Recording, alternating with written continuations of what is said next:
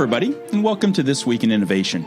Michael Zakkour, founder of 5 New Digital, joined me for a discussion on the state of live streaming in the U.S.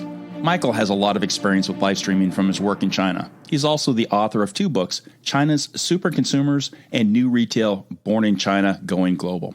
And finally, we talk about the Metaverse. There will be a lot more coming on this front, both pro and con. So give it a listen and let us know what you think. I have a very special guest, and I'm really excited for this conversation. Michael Zakkour from 5 New Digital will be joining us. Michael, welcome to the show. Hey, Jeff. Honored to be with you today.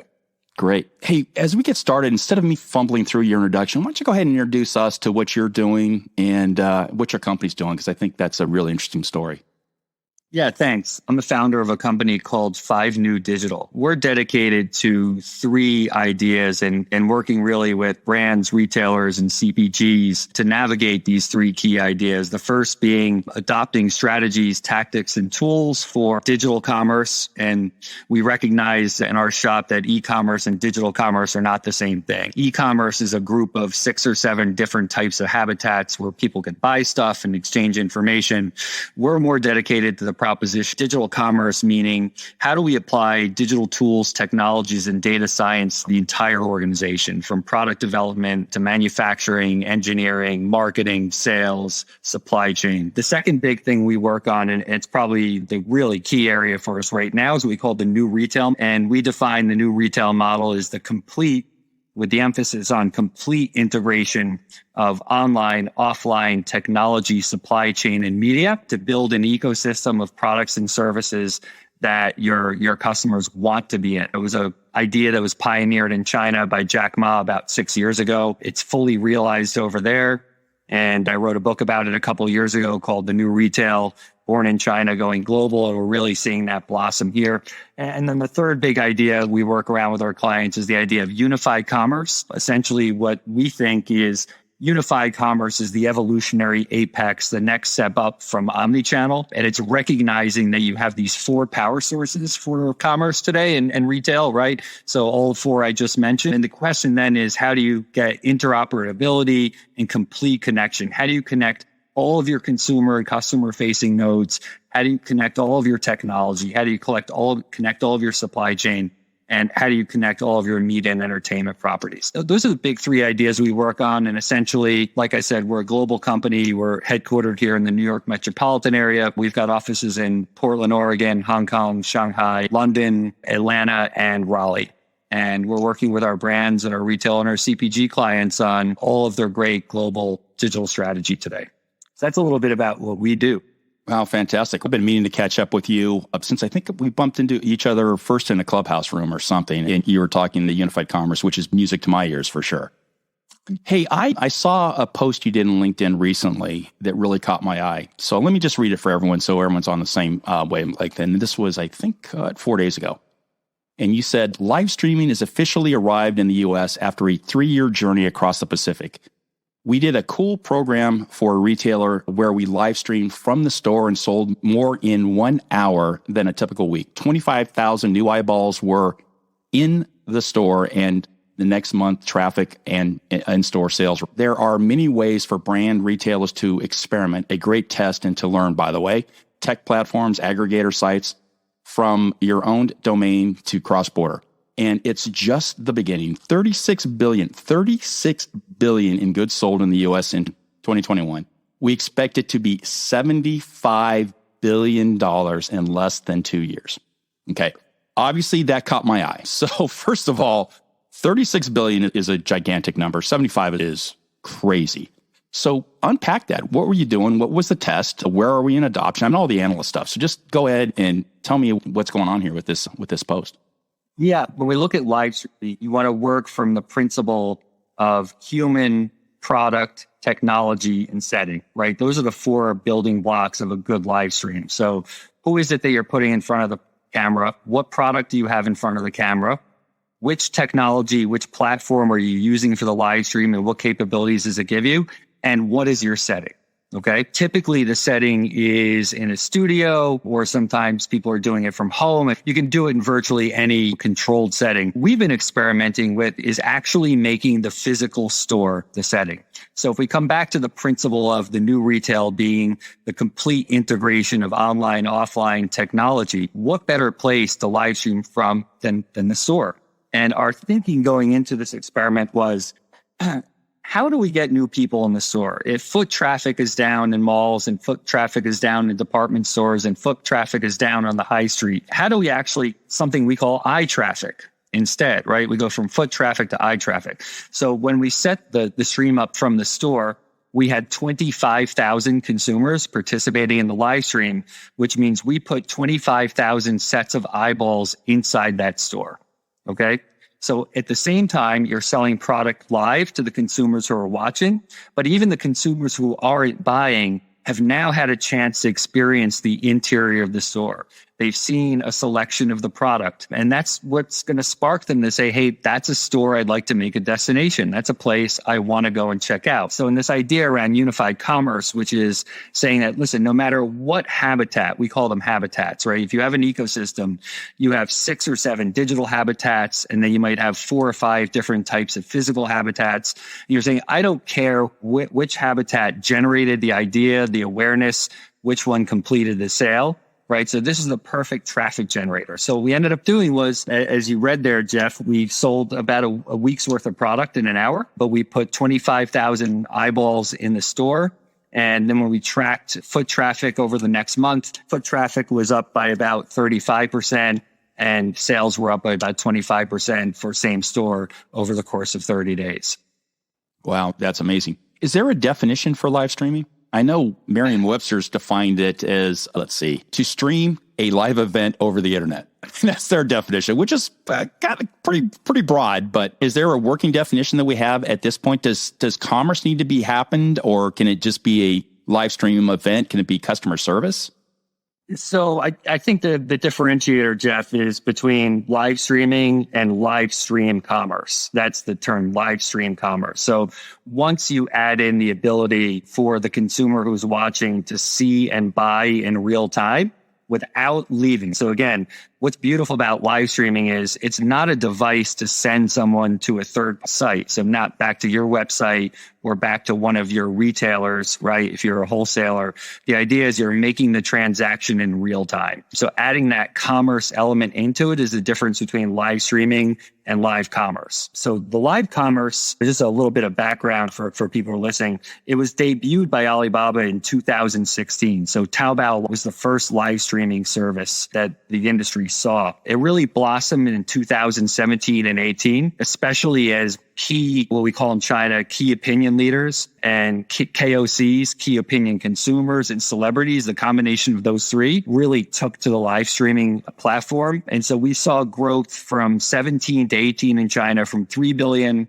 to 15 billion. So that was 500% year on year growth in the first full year of live streaming. And then the game changer was when Douyin, which people over here might know better as the parent of TikTok. So Douyin is the TikTok original in China, and another short video platform called Kuaishou. They introduced their live streaming platforms in 2018. By 2019, Alibaba built a live stream village on its campus that literally you could accommodate 5,000 live streamers every day who would come into the campus and take their spots in the studio. So that's a little bit of the background. So it's important to understand that, because the technology and the idea behind combining commerce with live stream was really a Chinese original, and now it's making its way over here. And coming back to what we said in the opening, the surprising thing to most people that is, it's already a $36 billion industry in the US. People are still saying, will live stream make it in the US? When is it coming? When is it going to pick up steam? We're already seeing,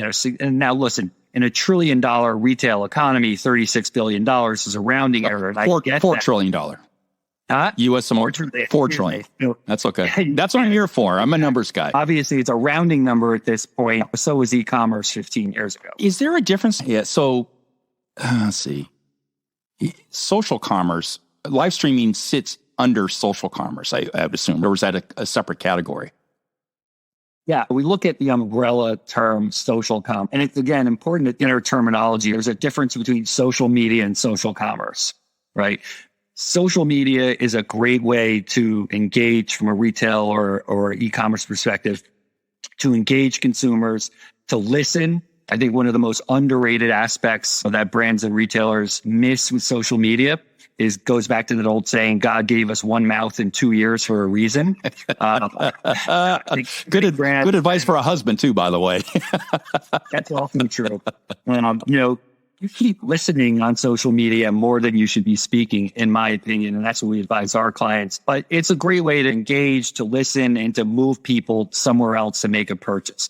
What makes social commerce is that you're not necessarily moving somebody to a new spot, a new habitat to make the purchase.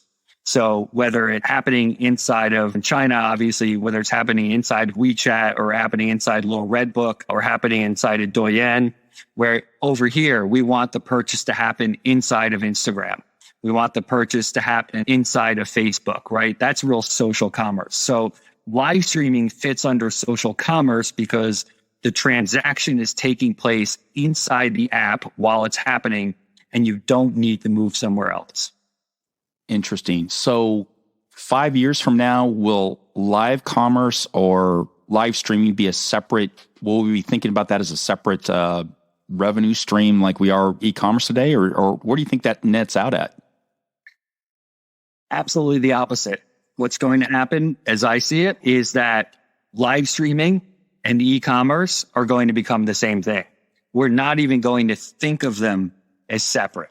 So right now, where we have social commerce is somewhat separate from e-commerce, and we can say that live streaming is part of social commerce, where all of this is really going is there's not going to be any friction or any walls between what we think of now as e-commerce and what we think of now as social commerce. That it's going to be part of a much larger ecosystem that includes Q-commerce with QR codes, social commerce. God, just think here, Jeff, think of the power now. Finally, YouTube is released this week. They've made live their first official live stream offering. That's something we've been waiting a long time for. Just imagine the power of the Google universe when they unleash the power of visual search, live streaming, social commerce into that ecosystem, whether it's YouTube, whether it's search. So I think what's going to happen here, and this is start where we're bleeding into the metaverse a little bit, or the retail and commercial metaverse. We're going to bleed into that section for a little bit. But yeah, I think largely it's going to be indistinguishable, and we won't be talking about the difference between social commerce, e-commerce, and live streaming in 5 years. So what's the path forward for retail today, U.S. retail today? You've got 2 books now out about what's happening in China. No question. Most of us probably that are a little too Western focused aren't as familiar with what's happening there. What's the path forward for a retailer today? Who should be doing this? Who shouldn't be doing this? Do they need a studio? Your example of the store, kind of walk us through what that looks like. Yeah, I think so. Whether you're a brand, a retailer, a CPG, or manufacturer, what's really interesting is the emerging options that you have to participate in live streaming. The first category is what we essentially call big tech, right? So all the big tech platforms are now producing their own live stream platforms. So obviously, we just mentioned Google and YouTube have opened to live streaming. Facebook, Instagram is opening up. Twitter is experimenting. The big one that's got a lot of buzz the last year is Amazon Live. And so the Amazon Live program. So if you're a brand or a retailer or CPG, start thinking about which of the big tech platforms I can use to experiment with live streaming. That's category number 1. Category number 2, there are now emerging startup companies that are creating purpose-built live streaming platforms. One that I've been enamored with is called Pop Shop Live. I really like their model. They've set it up as almost like an old-fashioned cable TV offering. And what do I mean by that? So there's like a country town channel, there's a cooking channel, there's a sports channel, and you go down the line in these different categories, and you can pop into any one of those channels and consume live streams that are appropriate to the channel. So on that, the channel itself is setting up the connection and then retailers would like lobby or buy slots in that stream, or is it just? Yes. So you could, exactly, whether you're a brand, a CPG, a retailer, you can buy a slot in that stream. And what I like about this model is it's an aggregation model where you're going to build a large audience, a critical mass audience that's specifically coming to that platform for live streaming. So that's one model. So if we look at that, there's also a number of other companies that are setting up these aggregation sites. So in general, that's the second option. Do I go to a place like Pop Shop Live? The third is actually doing the live stream on your web. And this has become increasingly easy as there are software and tech programs that you can basically buy out of the box and add to your website with minimal fuss. And you can consider that whether we're doing it live on our site. It doesn't matter if we're in the studio. It doesn't matter if we're in the store, if we're on the street, wherever you want to do it. You can get that feed directly into your website. So those are the big three categories to think about for where to start in terms of where I'm going to put my live stream. Curious what your thoughts are, whether those live streams have to be super polished or they can be maybe a little more glitchy and give a retailer an opportunity to experiment. How fancy do they need to be? So they need to be polished, but not overdone, not to the point where it's so highly scripted that it becomes inauthentic. So I'll just give you an example. A couple of weeks ago, I was invited to Alibaba's 11/11 shopping festival event in New York City. And one of the things that we did was they took us to the Diane von Furstenberg flagship store in the meatpacking. And there was Gabby Hirata, who's the CEO of DVF, and Diane's granddaughter, the model Talita. And they were doing a live stream from the store. And it was just fantastic. And they had their talking points. They certainly had the outfits that they wanted to showcase. They had outfits on the shelf they wanted to showcase. Talita came out in different outfits.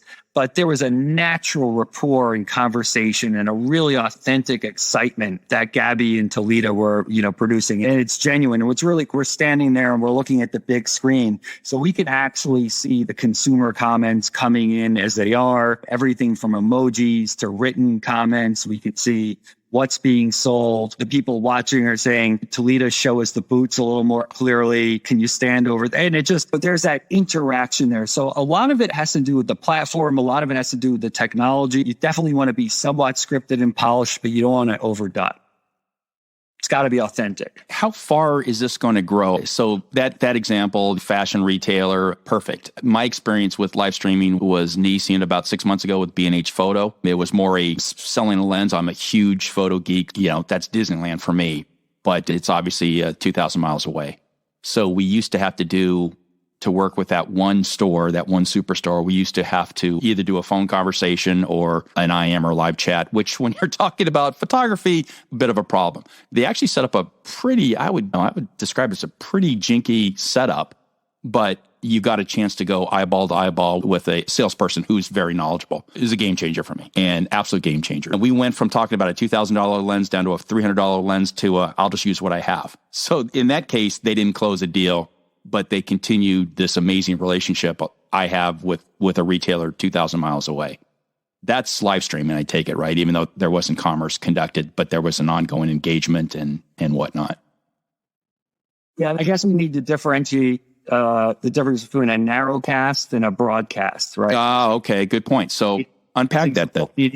Right, that's old media terminology, but it applies here. But so essentially what you're talking about actually is really important. I think it's a next step in that integration of the physical retail habitat and the digital, which is you want to empower your frontline workers in the store to be brand ambassadors and be able to conduct sales virtually and digitally.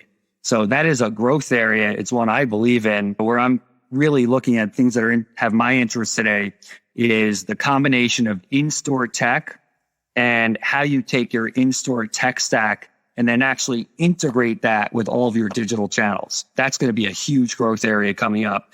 And if we want to make retail vibrant and fun again, we have to empower the frontline workers in retail to be something more than, just a half robot who's stacking sweaters. And again, we're seeing inspiration from this in Asia and other parts of the world where these frontline retailer workers are actually doing live streams and they're doing narrowcasting and they're actually experts in the product that they're selling. So that's something I really believe in the future of. The live stream is really more about a broadcast where it's and that ability to have real-time feedback and commentary. So it's a little bit different. So in that scenario, in the Narrowcast, if that same sales clerk who's an expert in a particular line of camera gear goes and says, hey, listen, I'm going to do a lecture or a conversation about a 85 millimeter prime lens and pushes out through social media, everyone jump on this live stream. That goes the same conversation I had in a Narrowcast form, 1-to-1, but now 1 to whoever happens to kick in. Does that move from a Narrowcast to a live stream?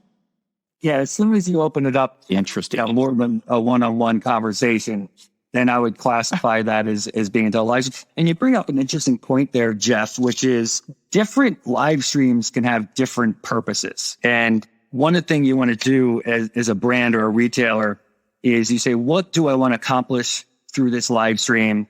What particular set of KPIs do I want to use to measure this live stream? So I don't think there's a one-fit-all approach to applying KPIs to live stream, because in a world where we're starting to see another trend develop, which is private groups and online community building, where you're not necessarily looking to add 100,000 followers, for lack of a better term, but you want to add 1,000 really high quality, right? You want to create a community of 1,000 who buys 10 times a year, as opposed to 100,000 who might buy 1 time a year. There are different KPIs that you're going to apply.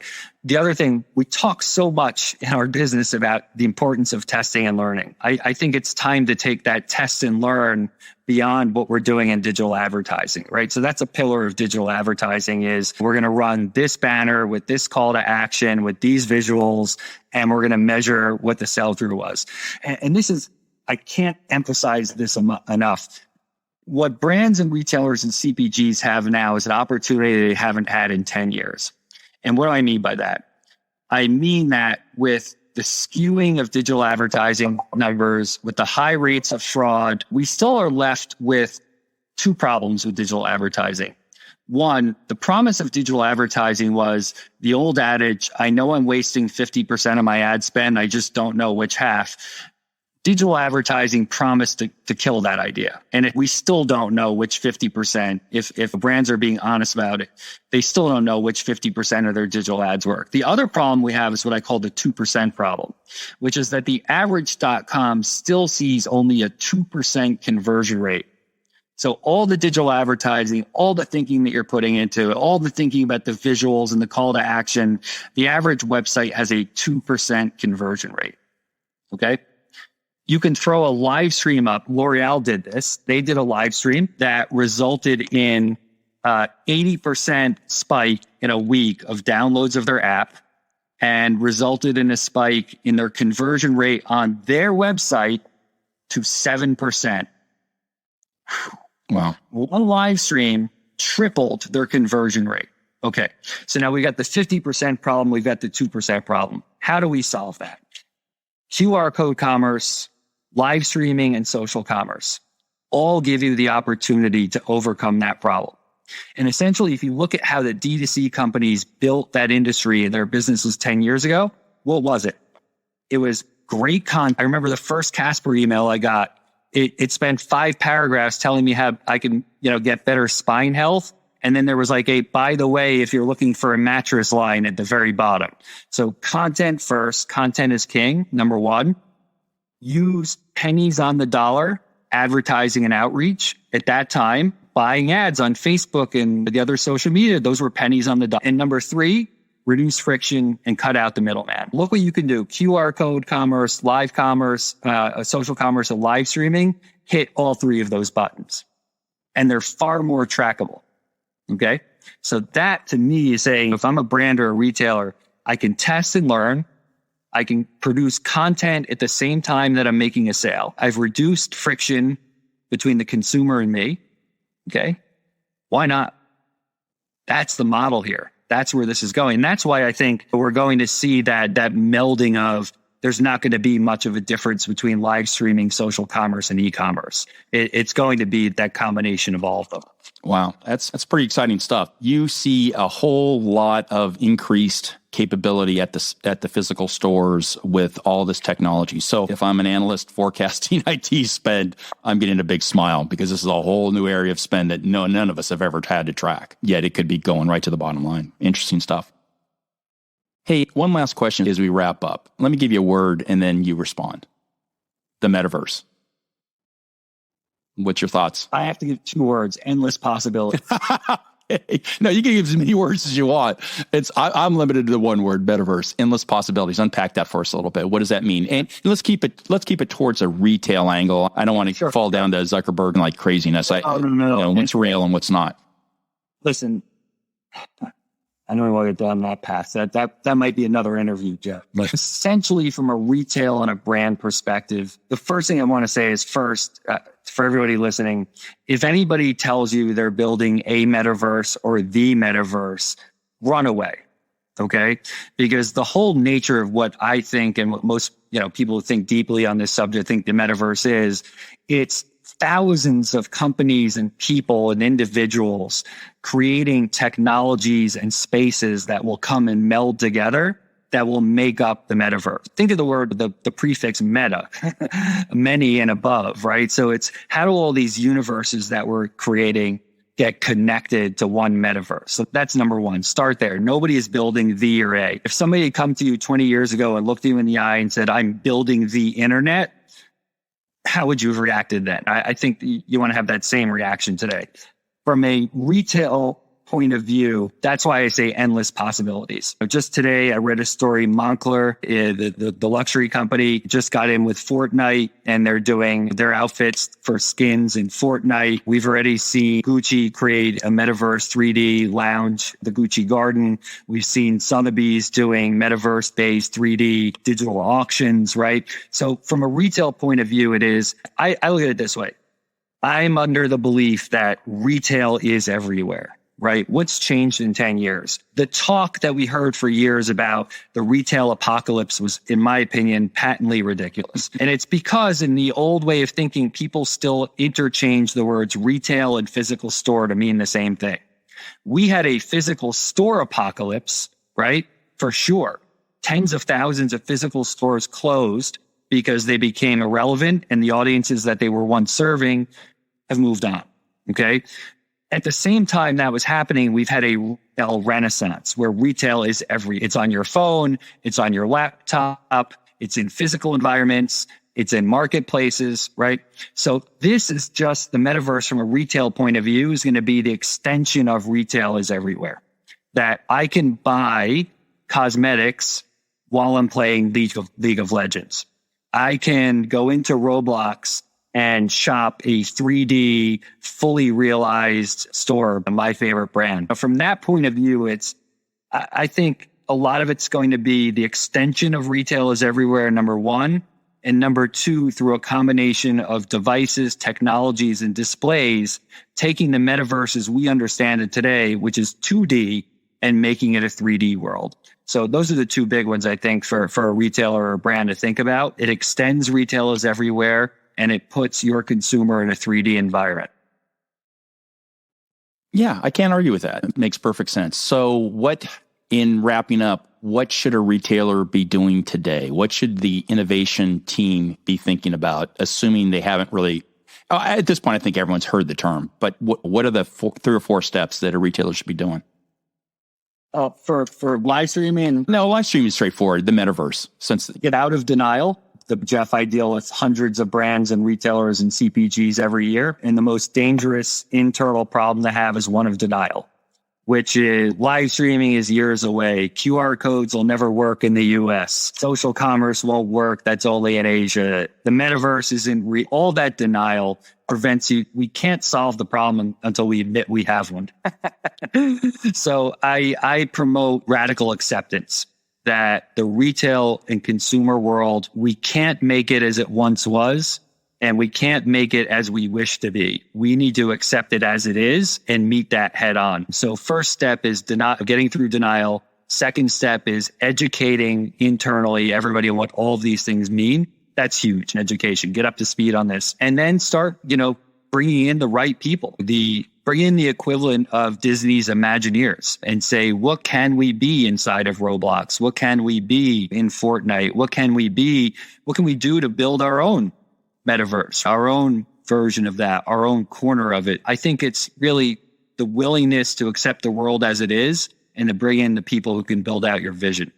Wow, that's fantastic. So I'm guessing since I'm this week in innovation, I'm going to be spending more time chasing down the stories, and that's what I'm hearing from you. This is real.